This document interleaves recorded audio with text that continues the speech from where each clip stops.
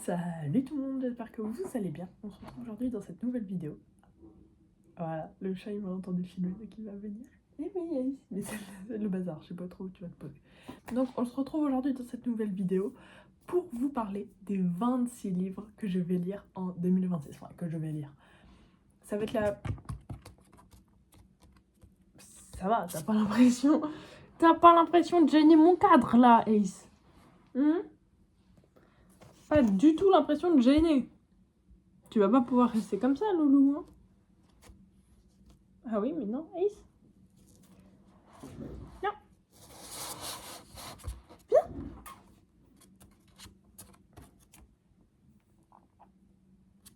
Là, à la limite, tu peux te caler là. Donc, j'ai une liste chaque année de 25 livres en 2025. On parle pas de cette liste. Elle est absolument pourrie, nulle, ratée. Mais, je reviens cette année avec une liste plus concrète. Parce que ma liste de 2025, c'est des séries en fait. Donc là, j'ai un peu fait pareil avec des séries. Mais j'ai choisi un tome de la série. Et du coup, mon but, ça va être de lire jusqu'à ce tome-là. Donc ça va me motiver aussi à avancer un peu dans les séries que je dois lire. Parce que j'en ai beaucoup.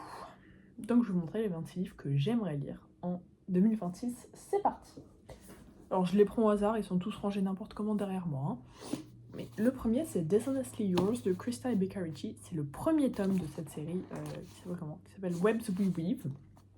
C'est le premier tome de la série Webs We Weave que vous avez vu dans ma vidéo d'octobre, il me semble, dans ma pile à lire d'octobre.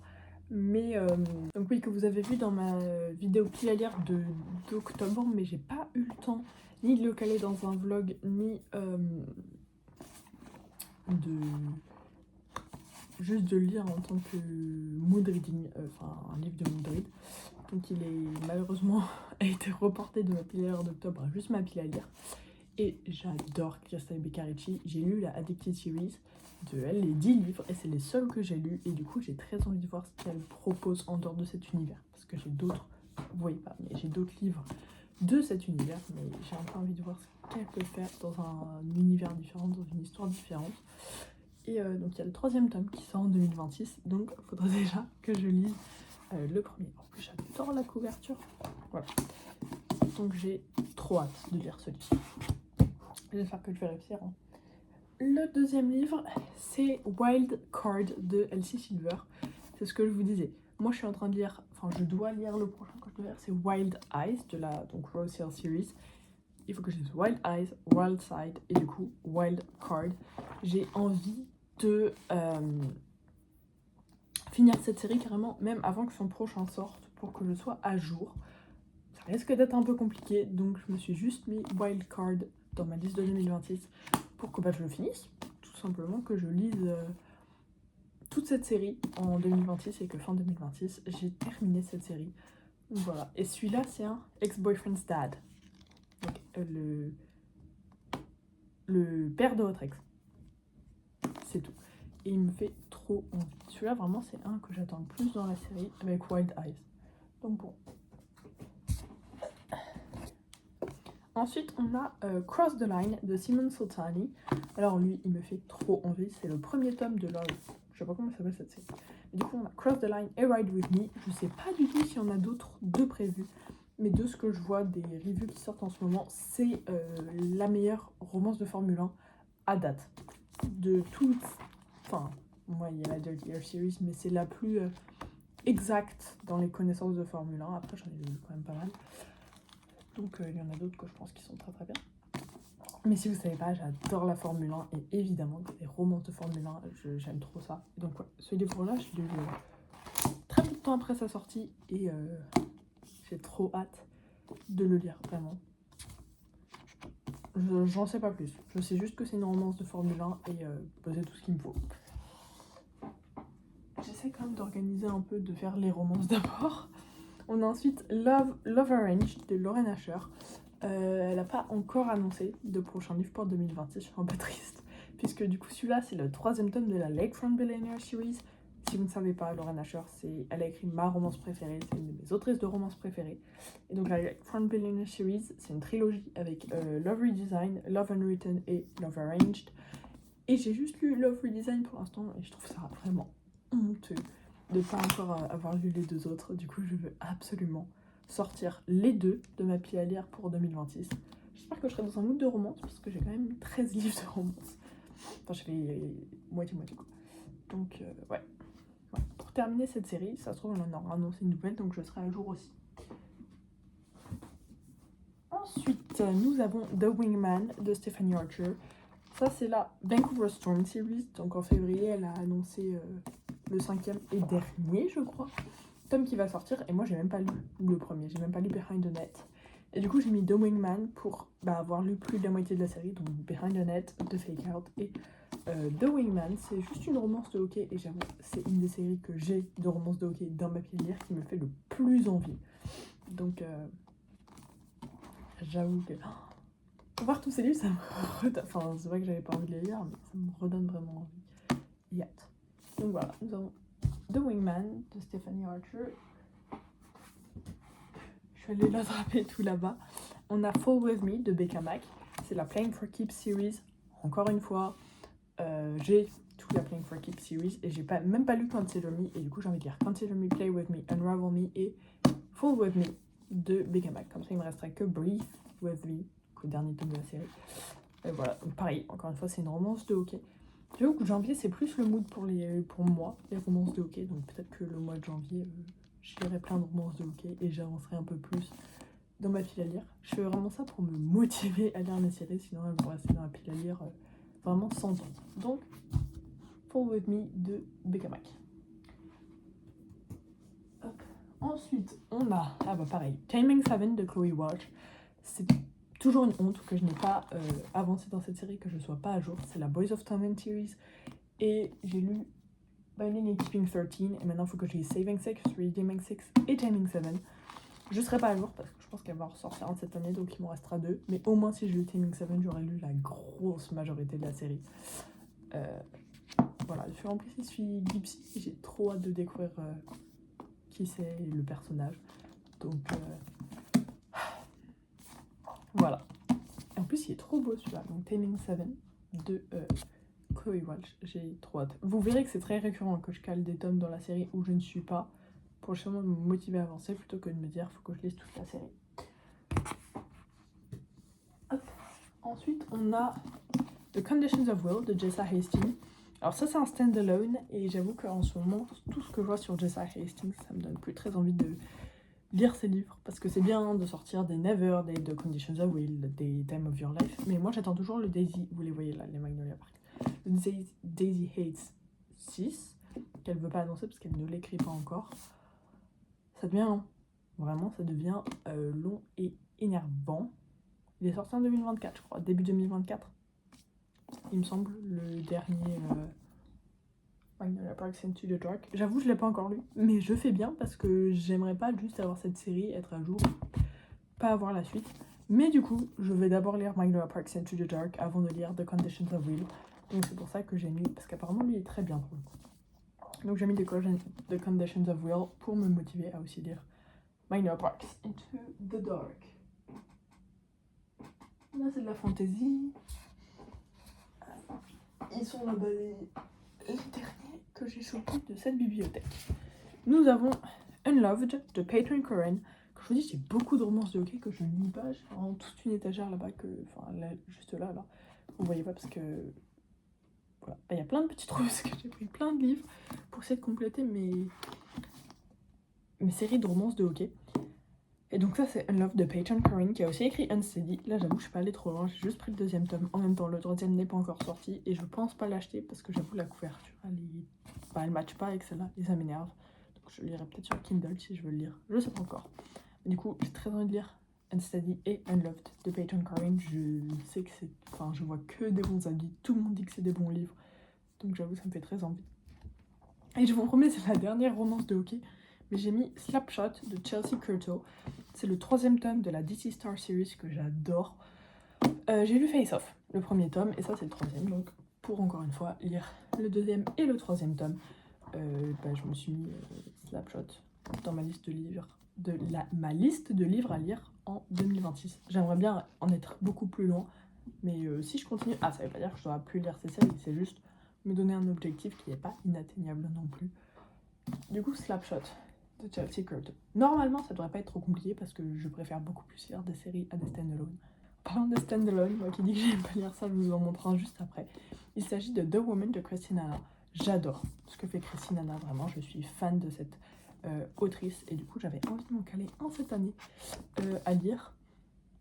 Il s'agit de The Woman, où on suit des femmes pendant la guerre du Vietnam et ça me donne juste beaucoup trop envie. J'adore la fiction historique, j'adore sa prose.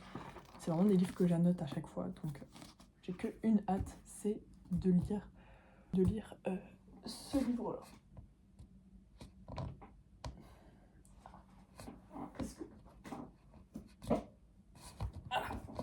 J'ai quand même mis une dark romance. Je vais la chercher très loin celle-là. C'est Los Intocables 2 de Amar Lune, ou Amar Lune, je sais pas comment on dit, mais du coup j'ai la duologie complète. J'aimerais bien l'avoir terminée. Niveau dark romance, c'est une romance de cartel, il me semble. J'allais lire le résumé pour vous dire, c'est le tome 2, j'avais failli me faire spoiler. Mais c'est une romance, enfin une duologie de cartel mexicain, je crois. Je crois que c'est ça. Et quand même, je sais que je vais lire des dark romances dans l'année, mais je voulais au moins en avoir une de sûre sur ma liste. Et on a Los Intocables 2. Et on va passer à la fantasy, / romantasy. J'ai mis dans ma pile à lire Glim, donc c'est le tome 3 de la saga d'Oren. Pareil, j'ai les 5 tomes, le 6ème va sortir dans l'année, et j'ai au moins envie d'être à la moitié de la série, quoi. Et c'est surtout le dernier, j'aurais mis plus loin, je pense, mais c'est le dernier que j'ai ici chez moi. Donc il faudrait que j'aille le chercher que j'aille chercher les 2 autres tomes chez mes parents, ce qui n'est pas chose prévue pour l'instant. Du coup, de lire Guild, Glint et Glim, parce que j'avoue qu'ils sont dans la pile à lire depuis un petit moment, et que ce serait cool de le lire, surtout qu'apparemment ils sont trop bien, enfin cette série est trop bien. Donc je trouve ça dommage de juste passer à côté d'un truc que je vais que je vais très sûrement adorer, puisque j'adore la romantasy. Ensuite, le voilà, il est hors de question qu'il soit passé 2027, enfin qu'il soit là en 2027. Il s'agit de Zodiac Academy, Restless Stars. Alors, la détermination qu'il va falloir pour lire ça, je sais pas si vous vous rendez compte à quel point c'est petit, voilà. Mais bon, c'est pas infaisable, je l'ai déjà fait. Du coup, il s'agit du dernier tome de la saga Zodiac Academy. J'ai toujours pas fini, c'est une honte. Et du coup, avant de lire le 9, j'ai le 8 à lire. Et après, il y a des points 5 et points 6 à lire au milieu. Mais voilà, et le 9. Donc en fait, mon but, c'est juste de finir Zodiac Academy. J'étais tellement contente quand je l'ai reçu en plus. Donc voilà, l'année dernière, de finir Zodiac Academy. C'est pas cette année du coup, mais en 2026. Je veux vraiment cocher Zodiac Academy 9, Restless Stars. C'est juste que les gars, c'est des pavés de fou, donc ça prend du temps à lire. Voilà, c'est tout. Et c'est le seul livre où c'est impossible de pas craquer le dos. Je sais pas si on se rend compte à quel point c'est une brique, hein. Mais bon, j'aime tellement cette série que j'ai vraiment envie de continuer et de terminer au final cette série, parce que voilà, j'ai vraiment envie de continuer de terminer cette série parce que je l'adore. Ensuite, on a un livre que j'ai failli lire cette année, mais que j'ai pas fait, du coup je le reporte à... Il est dégondolé ? Ah non, c'est que c'est vrai. Je le reporte à 2026. Il s'agit de The Foxglove King de Hannah Whitten. C'est une trilogie de fantasy, enfin le 3ème tome n'est pas sorti. C'est une fantasy gothique sur Versailles, avec des triangles amoureux, et vraiment, je sais pas, il y a quelque chose qui m'attire dans cette fantasy, j'ai très envie de la découvrir et de la lire, et surtout j'ai le tome 2. Mais là j'ai mis que le premier, parce que petit à petit, hein, ça c'est quand même un truc de l'année dernière.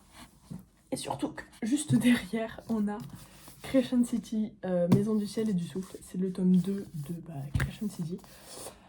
Mon but, c'est d'avoir lu les 3, enfin, faut que j'ai lu les 3 avant un Cotard 6, et enfin, Palais d'Épinay de Rose 6. Et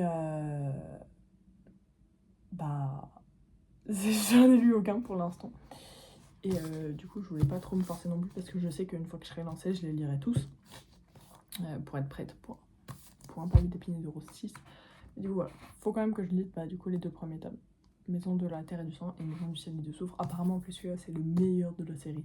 Il est trop bien et il y a un reveal de fou à la fin. Donc vraiment, j'ai trop hâte. Mais pareil, c'est des briques, hein. Il me faut le temps. En parlant de briques, nous avons le choix du cœur de Carissa Broadbent, j'arrive jamais à dire, La guerre des cœurs égarés, le tome 3. J'ai lu le tome 1 et j'ai commencé le tome 2 cette année et j'ai adoré cette série, elle est beaucoup trop bien. Donc j'avais très envie de me dire que comme ça cette série se serait aussi terminée. Et donc j'ai mis le tome 3. Voilà, donc le but c'est de finir le tome 2 et le tome 3. Ça c'est clairement faisable parce que cette série est vraiment incroyable. Vraiment, je l'adore. Donc, encore une fois, hein, une petite bricasse. En anglais c'est Mother of Death and Dawn. Mais voilà, le choix du cœur, le tome 3.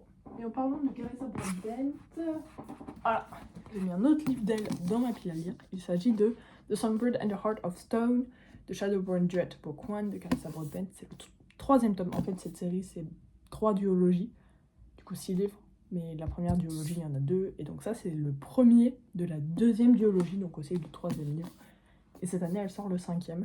Et j'avoue, je suis pas du tout à jour. J'ai lu le premier. Il y a des nouvelles à lire entre les deux, tout ça. Donc j'aimerais bien, pareil, encore une fois, être bien avancée dans la série pour quand elle sort son prochain. Peut-être que j'aurais même lu le 4e. Je suis pas sûre, on va voir. Mais en tout cas, j'ai très envie. J'avais adoré The Serpent and the Wings of Night. Donc voilà, et j'adore sa manière d'écrire. Donc j'ai très hâte de me plonger dans The Songbird and the Heart of Stone. Ensuite, nous avons, vraiment je les prends au pif. Nous avons Le Destin et la Fureur de Hélène Scheurer. C'est le 3e tome de la série Les Légendes de Tezmar. Pareil, j'aimerais bien lire le 4e, mais en fait je me suis dit si je vise trop gros, j'aurais pu la fois, encore une fois. Donc j'ai mis le 3e tome, j'ai toute la série, une énième fois, et je n'ai même pas lu le 1er tome, donc j'aimerais bien, avant fin 2026, avoir au moins fini le 3e tome et qu'il ne me reste qu'un à lire. Bon. Je suis désolée, je fais jamais de résumé parce que comme c'est des tomes de plein milieu de la série, c'est un peu compliqué. Ensuite, j'ai mis Lady of Darkness de Melissa K. Rorick. C'est le 1er tome de la Lady of Darkness series. J'ai pris le premier dans la panique, mais je pense que j'aimerais bien être au moins à Lady of Ashes, voire Lady of Embers, qui est le tome 3 ou 4. Je vous mettrai des images là. Voilà, j'adore ce qu'elle fait, Melissa K. Rorick. Et elle sort avec une nouvelle... en 2026, elle sort une nouvelle série qui est dans le même univers que ce livre. Et du coup, évidemment que j'ai envie de lire ce livre, pour pas me faire spoil et pour comprendre ce qui se passe, tout simplement. Donc voilà, nous avons Lady of Darkness. On retourne dans les pavasses puisque j'ai The Will of the Many de James Islington. C'est le 1er tome de la saga Hiérarchie et vraiment tout le monde est fan de cette série. C'est une high fantasy qui se passe dans une académie avec des espions, des choses comme ça. Et vraiment, je n'ai pas vu une personne détester ce livre. Je vois que des avis positifs, même de gens qui lisent pas forcément de la high fantasy, et moi j'en lis. Donc pour moi, c'est un peu comme un classique à avoir lu. Donc bien évidemment que je me suis dit, ça va quand même être un challenge. Je suis censée faire une lecture commune avec ma meilleure amie, ça n'arrivera pas. Mais voilà, ça va pas être un mini challenge et j'aime bien. Donc vous voyez, en fantasy, je me suis calée que des pavés. Mais ça va être un moment sympa et cool qu'on va passer. Et en parlant de high fantasy, j'en ai mis une deuxième. C'est The Sword of Kagan de M.L. Wang. J'ai jamais rien vu d'M.L. Wang et je ne vois que des avis positifs sur son travail et ce qu'elle fait. Et du coup là, c'est une high fantasy japonaise et j'ai une édition juste sublime, magnifique. Donc évidemment que j'ai envie de lire. Et c'est encore une fois un one shot. Donc de temps en temps, un petit one shot de fantasy comme ça, même si c'est une pavasse, ça fait plaisir. Voilà. Une high fantasy japonaise en one shot, je prends tous les jours. On a presque terminé. Je vais tous les rapprocher. Hop, voilà. Le prochain, c'est La guerre sans fin de Daniel, j'allais dire Bridget Kemmerer, pas du tout, de Daniel L. Jensen. C'est le 4e tome de la saga Le Pont des Tempêtes. Encore une fois, c'est 3 duologies, et du coup, moi j'ai lu la première. Du coup, que j'ai L'Héritier Insoumis et La guerre sans fin de Daniel L. Jensen. Et qu'est-ce que j'aime cette saga. Vraiment, c'est trop bien, et je les ai dans ma pile à lire depuis un petit moment. Donc, ça me rendrait triste, ça me rendrait très triste de les garder encore une fois très longtemps dans ma pile à lire.